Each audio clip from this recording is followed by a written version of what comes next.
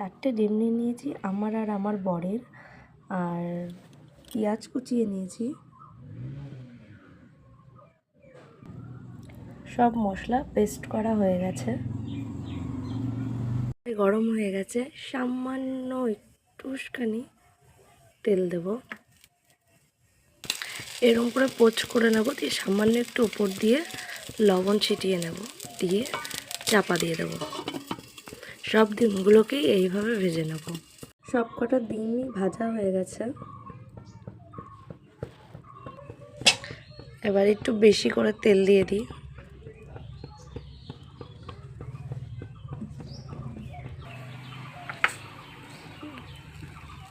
টেস্টের জন্য একটু চিনি দিয়ে দিলাম, আর ফোড়নে শুকনো লঙ্কা আর তেজপাতা।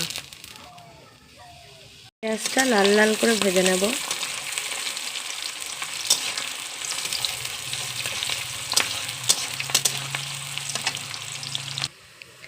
পেঁয়াজটা লাল লাল ভাজা হয়ে গেছে, পেস্ট করে রাখা এই মশলাটাকে এবার দিয়ে দেবো। স্বাদ মতন লবণ, পরিমাণ মতন হলুদ দিয়ে দিলাম। এই মশলাটাকে এবার ভালো করে কষিয়ে নেব।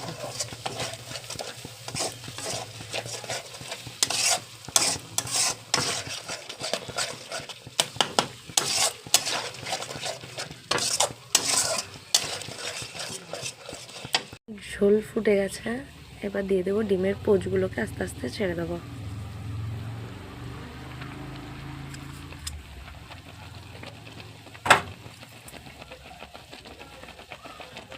হালকা করে একটুখানি নাড়িয়ে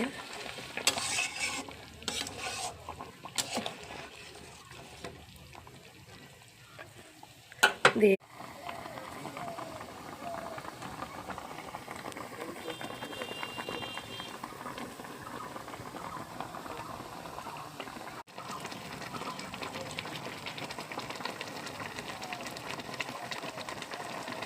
আমি কিভাবে ডিমের পোচ রান্না করি সেটাই তোমাদের সাথে শেয়ার করলাম।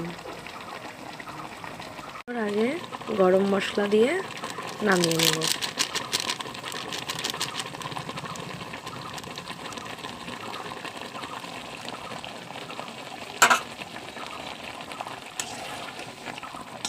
তো একদম কষা কষা হয়েছে।